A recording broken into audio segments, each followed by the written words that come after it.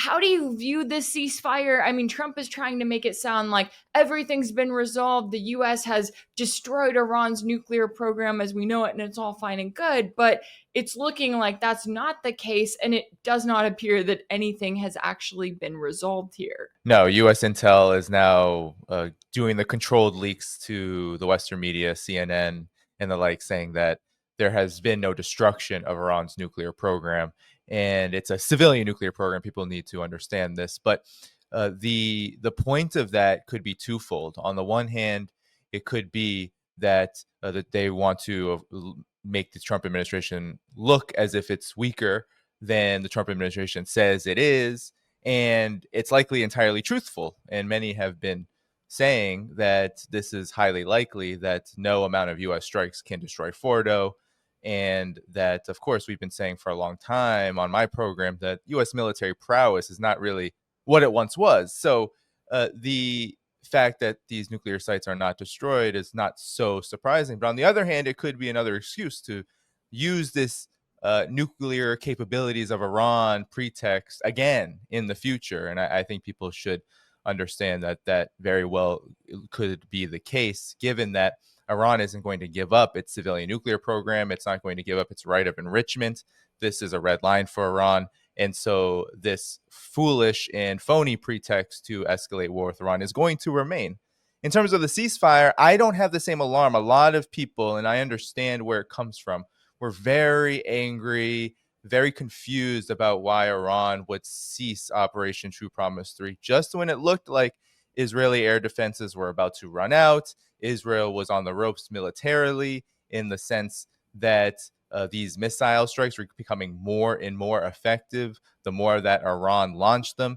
And of course, the United States had just struck Iran in defense of Israel, and of course, for its own aims to build up toward a war with it. So there was a lot of confusion and anger amongst those who, one, want to see the genocide in Gaza, and they want to see the Israeli regime be put in its place. And of course, they want to see a full throttle defense against U.S. interests and U.S. interference in the region. And I understand all of that. But I think we also have to understand, too, that Iran was not looking for war in the first place. Iran did not want to fight a prolonged and protracted war, which inevitably would create and wreak havoc all over the region, even more than exists now. So it's a difficult position to be in for Iran, because on the one hand, it likely has the capabilities to continue to fight Israel and continue to stand up to the United States. On the other, Iran understands, and I think anyone who's watching this, those who are very astute when it comes to geopolitics and global developments, should also understand that the United States and Israel will not let up their destructive capacity toward the region. I think the Gaza genocide shows this. What happened in Lebanon and continues to happen in Lebanon shows this. What's happening in Syria shows this. And of course, Iran has lost nearly 1,000 people to this war of aggression against it. So with that said, I think we have to understand this ceasefire is really not a ceasefire at all. Iran was very clear that it was stopping hostilities only on the condition that Israel stops its hostilities, and the U.S., of course, stops, supporting those hostilities. And that, in effect, is not really a ceasefire that has any kind of terms, any kind of conditions. It's not like what was brokered around the Gaza genocide when the Trump administration first came in. It's not what was brokered in Lebanon by the U.S. and a few European countries, Qatar, etc. Around Hezbollah.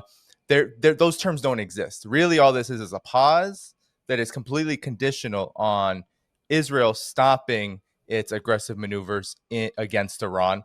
And for the first time, I think, in perhaps Israel's entire history, there was a brief period where Israel had to fight back against Arab nationalism, for example, but those states were nowhere near the strength of what Iran is. For the first time in Israel's history, they have to take into consideration the fact that at any moment Iran could continue, and that's highly likely.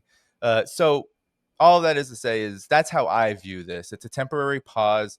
The United States could not afford the costs that a full-scale war with Iran would bring, whether it's the closure of the Strait of Hormuz, whether it was just a military campaign that would completely destroy Donald Trump's reputation as what I think is a fake agent of peace, the so-called peace president. Just after the ceasefire, he posted that horrific, rendition of the Beach Boys song to the tune of "Bomb Bomb Iran" in ode to his dear friend John McCain, who did that on the campaign trail in 2007, horribly and laughably, if anyone catches that video.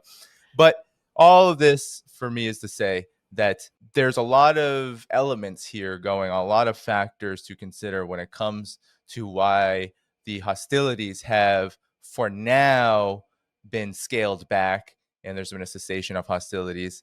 But at the same time, this war is far from over. This is, and Iran knows this is a protracted war. Iranians are celebrating because they see this as a victory in this protracted war, but certainly not the end of it.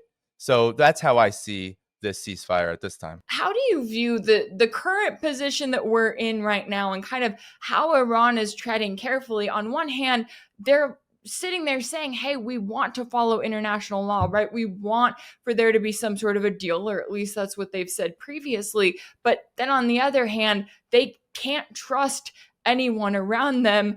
And we all know, just as we saw from Trump, that he wants regime change. We know that Israel wants regime change. That's been put out very loudly in front of Iran. So where does that leave them? Well, if Iranian officials in leadership were watching the video that Donald Trump posted, the rendition of the Beach Boys song to the tune of "Bomb Bomb Iran," one of the lyrics of that is putting the Ayatollah in a box. So there is a very clear expression that the U.S.'s overall goal is to overthrow, not only assassinate the supreme leader, Ayatollah Ali Khamenei, but everything that the Iranian government truly represents, in the sense of its steadfast sovereignty, its support for regional resistance, and of course, its key role in the development of a multipolar world alongside Russia and China.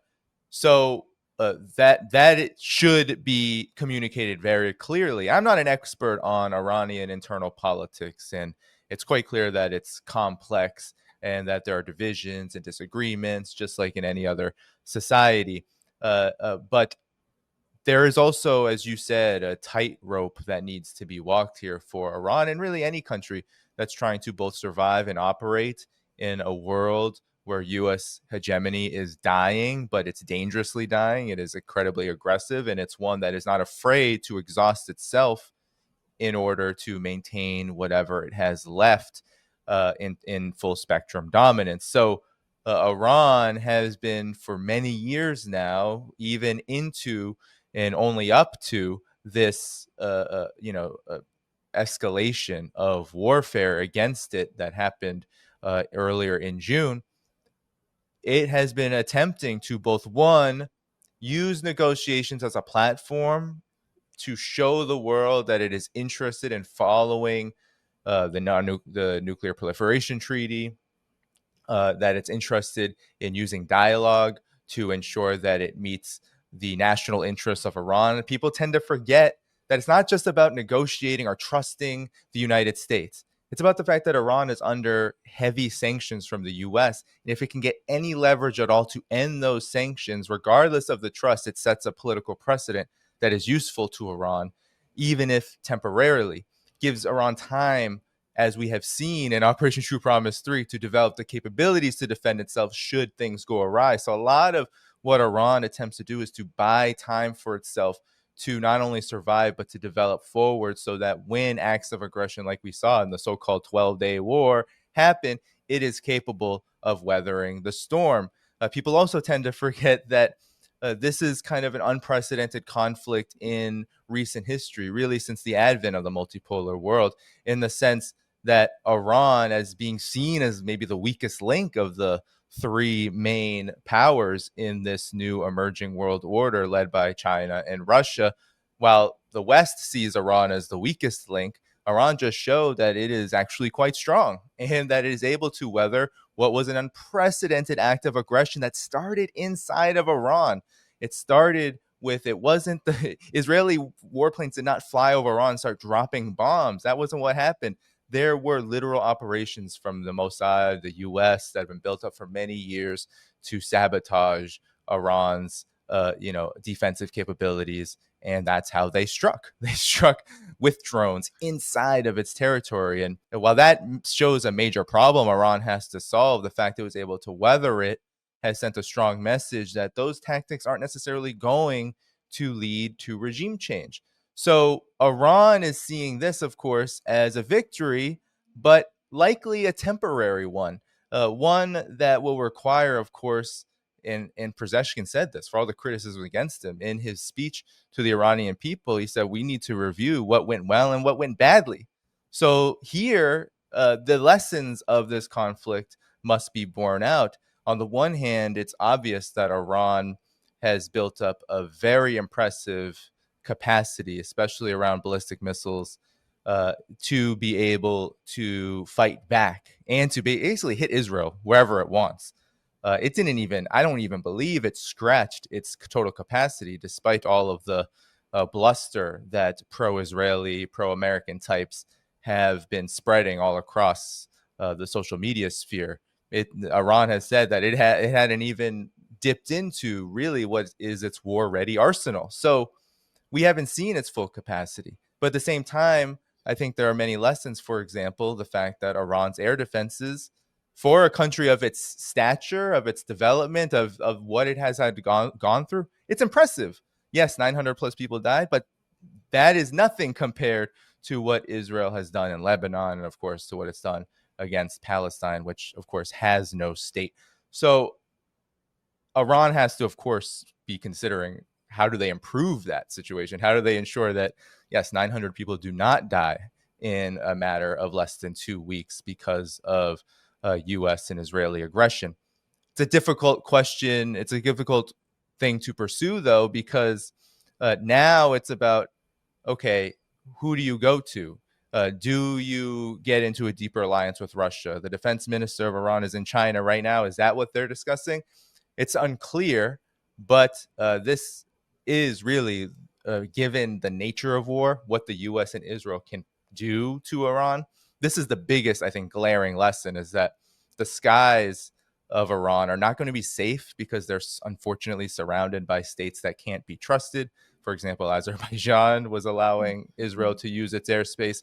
Iraq, of course, despite the resistance there, that's heavily aligned with Iran.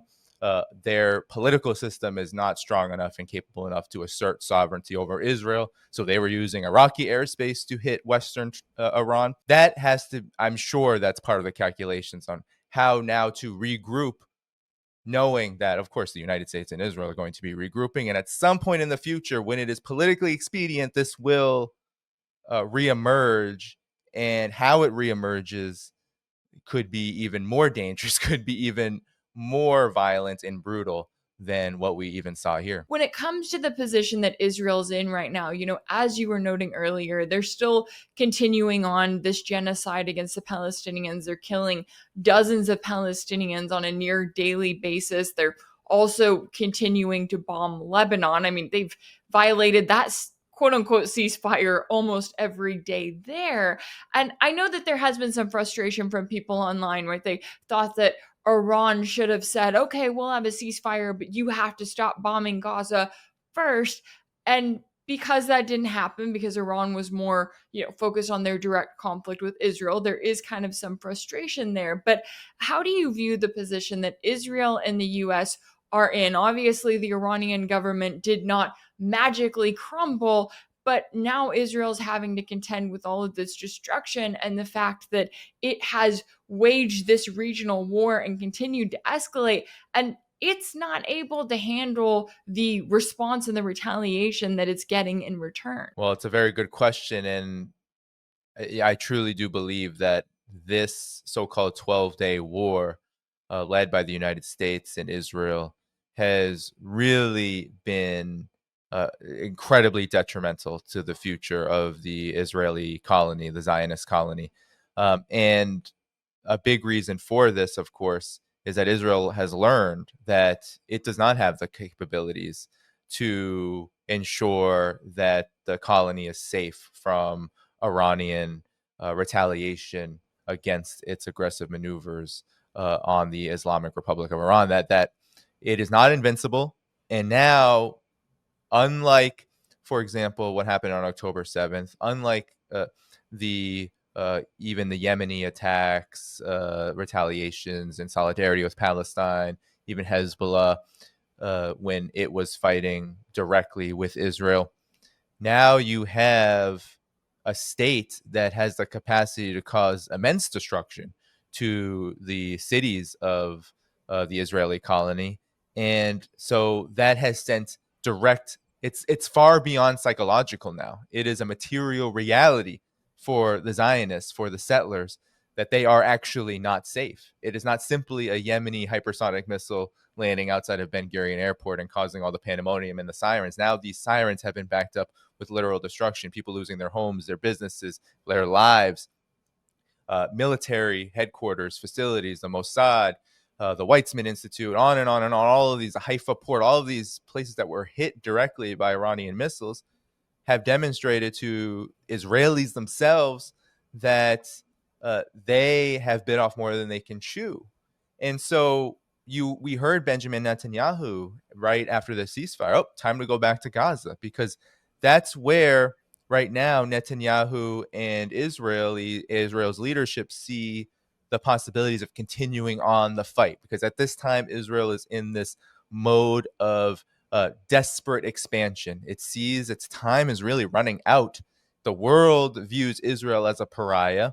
The world has seen what it's done in Gaza and Lebanon, and now Syria, and now Iran, and the world is very much against the Israeli regime. It's maybe the most unpopular regime in the world at the moment, which is unprecedented given that the United States and the Western mainstream media do their best to give them full cover for their crimes. So this is a very bad position for Israel to be in, but that does mean the more desperate Israel becomes, the more it's going to continue to demand the United States come to its aid, like it did with this so-called Israel-Iran war. The more it's going to try to escalate its aggression regionally so that it can find itself in a more immediately favorable position. And of course, Netanyahu himself and the current Israeli government, its leadership, they really do need these endless wars of expansion, because they themselves have really cornered the future of their own leadership. Either they continue onward in this way, or they have to face the consequences, which are humiliating for a leadership of a colony that views itself as all invincible, the apex of civilization, the only democracy in the Middle East, the strongest military in the Middle East. All of this is crumbling the more and more it goes on with its expansionism. And that's why Netanyahu, forget the crimes. Everyone focus on the legal stuff, all of this. Forget that. The Israeli regime is a completely and utterly disastrous, a regime that is committed to genocide and colonial expansion, does not care about corruption. That's a ridiculous thing to think that they care about that. What matters is how much does Netanyahu at this moment serve the aims of Israel, greater Israel, its expansionism, versus how much does he embarrass it? How much does he hold it back? How much does he make decisions in his, current coalition, make decisions that are to the detriment in the medium term or long term to this project? That's what's going to decide his fate. That's why he continues and his leadership continues onward in this way.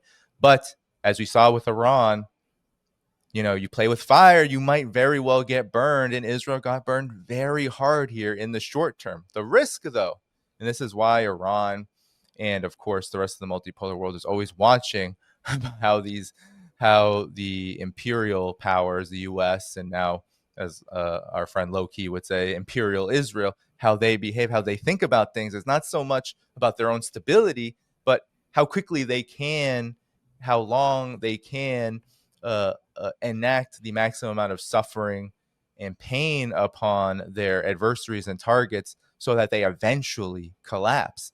They had lost in Syria, but after a decade plus of sanctions, the inability to rebuild, and all that happened to Syria in that U.S.-led dirty war, eventually the Syrian government collapsed. So Iran is watching. Iran is not going to fall into that trap.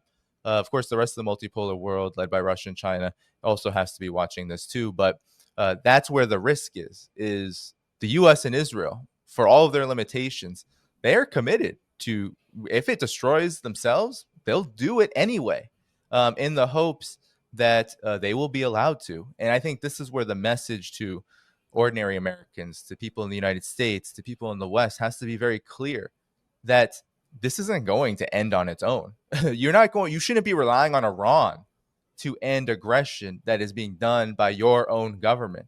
If you want to see an end to a genocide, then you need to stop your government from doing that. That is, I think, where some of the frustration comes from. Americans and Westerners have a hard time dealing with the powerlessness that they have in stopping their own regimes, which are really dictated by militarists and corporations and monopolies and banks that already cause them suffering in their own way. But to stop and to demand an end and to actually enforce that end from your own government is a really difficult question. So that also has to be put here. That has to be put into the equation as, ordinary people in the United States, in the collective West, Israel. I mean, we already know Israel as the colony doesn't have the diversity necessary in its worldview to really make that happen amongst those settlers. But really, it's the U.S. here that is the big problem, and it's people in the United States that are going to have to intervene to stop this. And that's where we can play our role and truly be in solidarity with those who stand with Palestine, and of course the rest of the region, that is facing this violent expansionist regime. Mr. Trump, he's over in The Hague today, although not exactly there to talk about his support for genocide, although I wish that he were. Yeah. But instead, he's there to rally the troops as NATO leaders commit to an overall defense spending goal of 5% of their GDP. Now, it seemed like it was hard enough to get NATO members to spend 2% on defense, so I don't know how they're going to get to this brand new goal. But how do you view this position NATO is in as a reflection of US hegemony and kind of the overall Western world, especially when I thought it was notable that in their joint statement from today, the focus seemed to be more on warning about Russia than even support for Ukraine. Ukraine was only mentioned a couple of times. Well, Ukraine is lost. I think that is the cold, hard reality that the United States and its NATO vassals are having a difficult time acknowledging. But that is the truth. That's why there's a lot of avoidance around it. And honestly, the U.S. foreign policy establishment was I think, very, very, very pleased that they could focus on another theater of war and get people's attention off of Ukraine for at least a little while. I don't know if you saw, Rachel, but Mark Rutte, that the NATO General Secretary, known as really Trump's secondhand man in NATO, he's when Donald Trump was asked about Mark Rutte calling him daddy, he said, "Oh well," he said it very kindly and lovely. This is how this is the true character of NATO. NATO is actually the a servile child. It really is just an entity that is doing the bidding of U.S. interests. And it is so clear now that NATO, of course, has the countries within it. It's just a U.S. operation, and the countries within it are just there to serve U.S. interests, which in the case of Ukraine, of course, is the weakening of Russia. That's failed. Where people get more confused is about Israel. Of course, there's a lot of people who believe Israel controls the U.S. versus the U.S. controlling Israel. Well, in the recent reports, we've seen that there's always these talks of Donald Trump giving a stern talking to. He recently yelled at Netanyahu more than a few times in the last 12 days, but recently around, you better stop this, you better not break the ceasefire. And of course, we know that before he came into office, he sent Steve Witkoff, and Witkoff brokered that ceasefire very quickly, and Israel obliged. I think it's important to understand that the U.S. and Israel are different than, let's say, NATO. NATO is simply an appendage of the United States. The U.S. and Israel, they operate together. And what the U.S. has done with Israel is they've created such a monster of a vassal that it has a very difficult time maintaining leverage over, because the U.S. is actually losing influence in the region. And Israel is always going to be a centerpiece of the region, a military outpost for the United States. Then now Israel actually has a lot of leverage over the United States. So when Israel says we want to do something, the U.S. politicians have to listen. It's not just about the money. It's about how the U.S. is able to assert its own influence over the region. But we have to understand that if Donald Trump truly wanted to, if any U.S. administration truly wanted to rein in Israel, call this theoretical, other side, but it could easily do this. That is what the so-called Gaza ceasefire that never really was demonstrated. Despite the fact that, of course, we know that Trump just gave Israel, it was just a piece of paper. Hey, you sign this. If do whatever you want, we're really not going to enforce it. Go ahead, continue on the genocide. However, if Donald Trump wanted, we heard the reports. Jerusalem Post said that the Israeli officials were shocked and stunned. Netanyahu was, shell shocked by the berating that he got. If Donald Trump wanted to put, and the U.S. administration wanted to put real pressure behind that, it could lead to change. So all this is to say is that the U.S. holds the cards on Israel. If the United States wanted to stop its military aid to Israel, if it wanted to stop its cover for Israel's crimes, it could, but it won't, because those crimes serve U.S. interests, not our interests, not those of ordinary Americans, and maybe not really total for the U.S. system as a whole. Israel could very well be that cog in, or that thread in the aging clothing that the U.S. empire is wearing right now, that eventually will just completely fall off and diminish the empire as a whole. But that's not how U.S. foreign policymakers and elites see Israel. They see Israel as key to their foreign policy interests. And that's why the strategic plans of Israel, Oded Yanan plan, Clean Break, they always align with the U.S.'s foreign policy and its so-called strategic planning, and how it looks at where it is going to go, what it is going to do, what countries it wants to conduct regime change around, how it wants to destabilize a particular region, how it wants to assert its dominance. There's a reason why those two things really run in parallel, and it's because Israel serves a very key role for the United States, one that NATO, in theory, also serves, but the truth is that European countries, they do not serve the same kind of special role that Israel does. They are simply along for the ride. They are there to give the U.S. whatever it wants, and they have no real choice in the matter. They don't have the leverage that Israel has, and this is why we see a kind of different dynamic here. We see this kind of bowing down to the U.S. whenever it's necessary by NATO, while you see much more of a struggle when it comes to the U.S. and Israel. You see Israel sometimes being able to say, hey, we know who we are to you, so you need to ensure that we are given what we need to do what we can do for you. That's the kind of relationship I believe we're looking at here.